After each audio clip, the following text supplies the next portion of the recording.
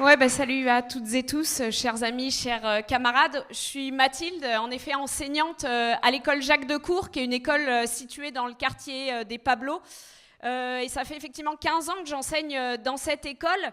Et ce quartier-là, des Pablos, qui est un quartier un peu emblématique de Nanterre, pour différentes raisons, mais ce quartier-là, c'est un peu une espèce d'allégorie de la société capitaliste dans laquelle on vit. Ce quartier, il est littéralement situé au pied des tours de la Défense.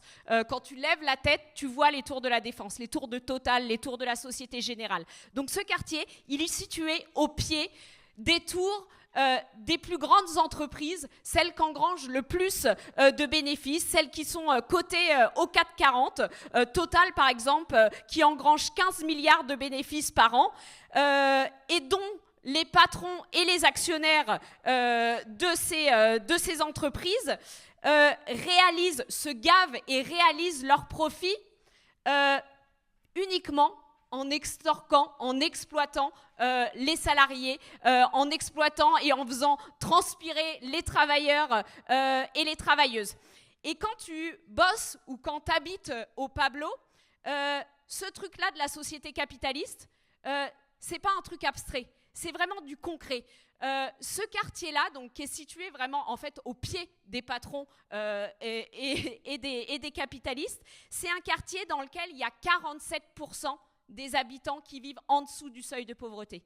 47% des habitants qui vivent en dessous du seuil de pauvreté. C'est un quartier dans lequel il y a 23% de ceux qui font vivre leur famille qui occupent des emplois précaires, qui n'ont pas un emploi stable. C'est-à-dire qu'il y a presque...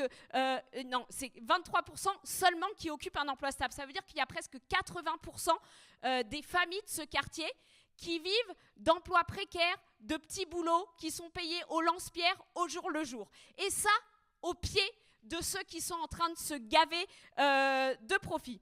Et je vous assure que quand on bosse dans le quartier, je travaille en maternelle en plus, chaque jour dans la cour de récré, on regarde ces entreprises-là et on essaye de méditer un peu le slogan qu'il y a sur le fronton des écoles, liberté, égalité, fraternité. Et même quand tu es un gosse de 4 ans, en fait, tu sais que ce qu'il y a écrit au fronton de ton école, c'est un mensonge honteux. Oui, un mensonge honteux. C'est quoi la liberté dans cette société ? La liberté de se lever tous les matins pour aller se faire exploiter par un patron pour gagner un salaire de misère ? Ou alors la liberté de fermer sa gueule dans l'entreprise quand le patron il te dit de faire ça ou ça ? Ou alors la liberté quand tu oses l'ouvrir, quand tu oses contester le pouvoir de ses patrons, c'est la liberté de se faire condamner par la justice comme notre camarade Gaël qui vient de se prendre 6 mois de prison avec sursis, tout simplement parce que lui et ses collègues postiers ont essayé de contester le pouvoir de décision de la direction de la Poste. C'est quoi cette liberté ? Égalité ? Enfin pareil, hein, même quand tu sais pas compter et que tu as 4 ans, tu as bien compris que le PDG de Total qui touche 5,5 millions d'euros par an, c'est-à-dire à peu près 450 000 euros par mois, tu as bien compris que l'égalité avec ton daron qui touche entre 800 et 900 euros par mois, bah, elle n'est pas encore vraiment gagnée, l'égalité. Hein. Parce que c'est ça le seuil de pauvreté. Hein. On parle de familles qui vivent avec 800, 900 euros par mois. Bon, quant à la fraternité, je suppose qu'on parle sans doute du flic qui a fraternellement tiré avec un flingue à 16 cm du pare-brise de Naël et qui, là, presque 3 ans après les faits, allait peut-être être jugé par une cour d'assises, mais qui, grâce à la cour d'appel de Versailles, juridiction d'ailleurs qui est toujours très en faveur de notre camp social, hein, les postiers encore une fois en ont fait l'expérience, eux aussi ils ont été jugés par la cour d'appel de Versailles. Donc cette cour d'appel de Versailles, grâce à elle, ce flic, il sera finalement poursuivi pour violence ayant entraîné la mort sans intention de la donner. J'ai regardé un peu en détail ce que ça signifiait ce jugement pour un peu comprendre ce qu'étaient en fait les motivations de ces juges-là. Et donc les juges, ils disent, en général, les critères qui sont retenus pour qualifier un meurtre, c'est un crime qui se déroule avec une arme dangereuse. Bon, un flingue, voilà, c'est plutôt une arme dangereuse. un crime où tu vises avec une courte distance, le tir se passe à courte distance. Bon là visiblement c'était 16 cm du pare-brise, on peut estimer que c'est une courte distance. Et le fait de viser une zone vitale. Naël il s'est fait abattre par une balle qui est rentrée dans son thorax. Globalement on comprend que c'est une zone vitale.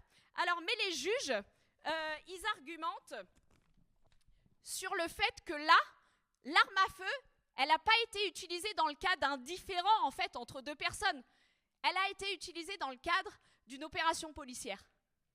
Voilà pourquoi ils requalifient, et c'est plus un meurtre, c'est violence, ayant entraîné la mort sans intention de la donner.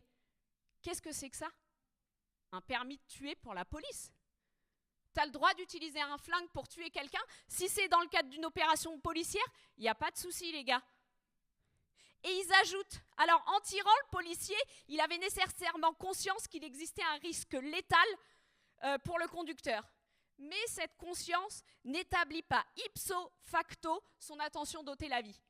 Donc tu sais que tu peux le faire mourir, mais si tu tires, en fait, tu ne sais pas vraiment si tu vas lui ôter la vie. Mais enfin, je ne sais pas qui peut rendre un tel jugement autre qu'une justice de classe. Sérieusement. Alors après tout ça, c'est évident que qui peut s'étonner qu'il y ait une colère qui explose? Alors oui, les émeutes des banlieues, comme on les nomme, c'est une colère sincère. C'est pas la colère policée dans les salons de Matignon. Non, la colère des émeutes des banlieues, c'est la colère sincère de ceux qui n'ont rien à perdre à cette société. Et cette colère, elle fait flipper en fait. Elle fait flipper toute la classe politique et elle fait flipper y compris cette gauche réformiste, celle qui nous vend la possibilité en fait de jours heureux dans ce système capitaliste, celle qui nous vend la possibilité d'améliorer ce système, de le rendre plus égalitaire, plus vert, plus juste, mais qui au fond, qu'est-ce qu'ils font? Ils œuvrent dans le sens du maintien de ce système. Et quand en fait cette société-là, elle est au bord de la fracture, elle semble au bord de l'implosion, ben cette gauche-là, comme tous les autres, ils en appellent au calme, ils en appellent à la stabilité. Eh bien, nous, on n'est pas de cela. Au contraire, nous, on n'est pas de cela. On est ceux qui disent l'instabilité de ce système et le renversement de ce système, le détruire. Nous, on est de ce camp-là.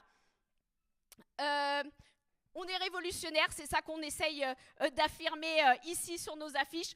On l'assume, le fait qu'on a envie d'en finir avec ce système, qu'on n'est pas pour le colmater, pas pour le réparer, pas pour l'adoucir.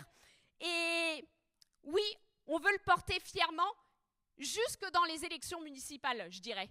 Ce discours-là, ces idées-là, on a envie de les porter jusque dans les élections municipales. On nous fait croire en fait que ces élections municipales, ça serait des élections différentes. Comme si on n'allait pas discuter politique, parce que vous comprenez, les élections municipales, c'est s'occuper de la vie des vrais gens, quoi. C'est la majorité municipale de la ville de Nanterre, une ville de gauche depuis 1935. Elle est fière, quand j'ai lu un peu les articles de presse qui sortaient autour de cette majorité municipale, ils sont fiers de se définir comme la gauche gestionnaire. Et tout le feuilleton là, actuel sur la division de la gauche à Nanterre, donc ils sont divisés entre 5 listes, dont toutes les têtes de liste de ces 5 listes sont issues de l'ancienne majorité municipale, de la majorité municipale actuelle. Ils sont divisés en 5 listes. Donc c'est un petit feuilleton, d'ailleurs, dont on a du mal un peu à comprendre les ressorts politiques. Je vous assure que pour préparer le meeting, j'ai essayé de lire les programmes de tous les candidats. Et en fait, quelle est la substance politique de cette division? On a vraiment du mal à la comprendre. Par contre, ce qu'on comprend, c'est que c'est un peu une querelle d'ego, une querelle de place. Quelle personne aura le plus de place dans cette liste? Mais au final, ils sont un peu tous d'accord pour défendre cette perspective. Gérer un peu mieux comme ci, gérer un peu mieux comme ça. Même le slogan, enfin la liste de LFI a dit faire mieux pour Nanterre. Donc on va gérer mieux. Tout cela, bon, sans animosité, il n'y a pas eu d'animosité contre nous dans la campagne. Mais en gros, le reproche qu'ils nous font, c'est que nous, on ne voudrait pas mettre les mains dans le cambouis. Mais enfin, il faut être sérieux. Ils ne sont pas en train de mettre les mains dans le cambouis de l'usine, dans le cambouis de l'entreprise. Ils sont en train de mettre les mains dans la merde des capitalistes. Et nous, on l'affirme. on ne veut pas gérer la merde des capitalistes. Quand tu gères les affaires avec les règles qui sont fixées par les capitalistes, bah bien évidemment, tu finis par faire des choix qui vont à l'encontre de notre camp social. Je vous donne un exemple que je connais bien parce que je bosse en maternelle et je vous donne l'exemple des ATSEM. Les ATSEM, c'est donc des agents territoriaux qui sont affectés dans les écoles maternelles, qui sont des agents qui aident les enfants dans les classes et qui font aussi le ménage, l'entretien des locaux. Depuis 2013, la mairie de Nanterre, elle a entamé une opération de dégraissage des postes d'ATSEM. Elle supprime petit à petit des postes d'ATSEM. Alors, ils expliquent que bien évidemment, ce n'est pas de leur fait, qu'ils sont contraints par un budget austéritaire, un budget austéritaire qui a été décidé bien évidemment par le gouvernement, par Macron, nanana, mais en attendant qu'ils sont contraints de supprimer ces postes.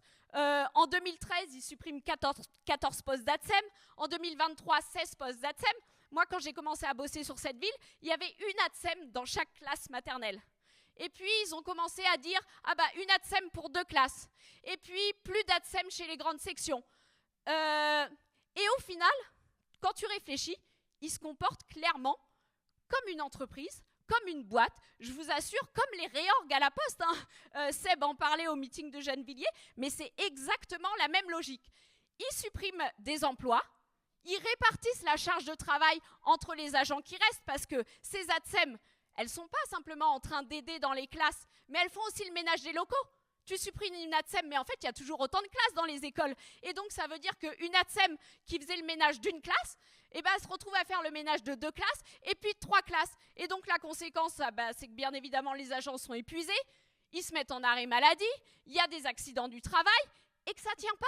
Le ménage n'est pas fait, les classes sont sales, les parents gueulent, les enseignants gueulent, tout le monde gueule. Que fait la mairie de Nanterre? Elle recrée des postes d'ATSEM? Non. Elle embauche des contractuels. Des contrats précaires. Dans mon école, il y a une collègue qui bosse, Keltoum. Son contrat, c'est 2 heures de ménage tous les matins, les jours où il y a école. C'est-à-dire qu'elle n'est pas payée pendant les vacances scolaires, elle n'est pas payée les mercredis, elle n'est pas payée quand elle est en arrêt maladie. Voilà la politique de gérer avec les contraintes du capitalisme. Donc nous, c'est clair qu'on ne veut pas faire ça. Nous, les conseillers municipaux qu'on a envie d'envoyer, et la liste qu'on présente aujourd'hui, qui est une liste de travailleurs, de travailleuses, de jeunes, ceux qu'on a envie d'envoyer dans ces conseils municipaux, c'est des travailleurs qui ne vont pas dire « on va gérer mieux que vous ». C'est des travailleurs qui vont permettre à nos revendications, à nos luttes, de faire irruption dans ces conseils municipaux, de faire irruption dans leur salon. Et je dis nos revendications et nos luttes. Parce que pour nous, il n'y a pas vraiment en fait d'autre option que les travailleurs, les travailleuses, on prenne nos propres affaires en main. Et ces luttes-là, qu'on a été un certain nombre à mener sur ce département, je pense bien évidemment au Sans-Fac, je pense à des luttes un peu exemplaires qui ont été menées par les camarades de la Poste, des grèves depuis de plus d'1 an. La grève qu'on a menée en 2019 contre la réforme des retraites, où on a été pendant plusieurs semaines à bloquer le dépôt de bus RATP de Nanterre avec des collègues de l'Interpro, des étudiants, des enseignants, des postiers, des salariés du privé. C'est ce type de lutte qu'on veut faire émerger sur la scène politique parce qu'on pense qu'il n'y a pas d'autre alternative de prendre nos affaires en main. Et bien évidemment, je termine avec ça. Nous, sur la ville de Nanterre, avec Marie et avec d'autres, on a été un certain nombre à mener des bagarres de ce type-là dans les écoles contre les fermetures de classes, y compris on a mené ces grèves et ces luttes en commun avec des parents d'élèves qui a permis la constitution d'un collectif parents-enseignants sur la ville de Nanterre et qui va avoir du pain sur la planche à la rentrée prochaine parce que là, ce qu'on nous annonce, c'est 48 suppressions de postes classes sur le département à la rentrée prochaine. On sait déjà que les écoles de Nanterre ne seront pas épargnées malgré une situation bien désastreuse déjà sur les écoles de Nanterre. Donc bien évidemment, c'est ce type de choses qu'on va porter dans la campagne, qu'on voudrait voir émerger dans les conseils municipaux, et c'est pour ça bien évidemment qu'on va tous vous inviter à voter dimanche pour notre liste. Et bien évidemment, on va vous encourager à continuer à lutter et à vous mobiliser avec nous, parce que malheureusement, il n'y a pas d'autre option.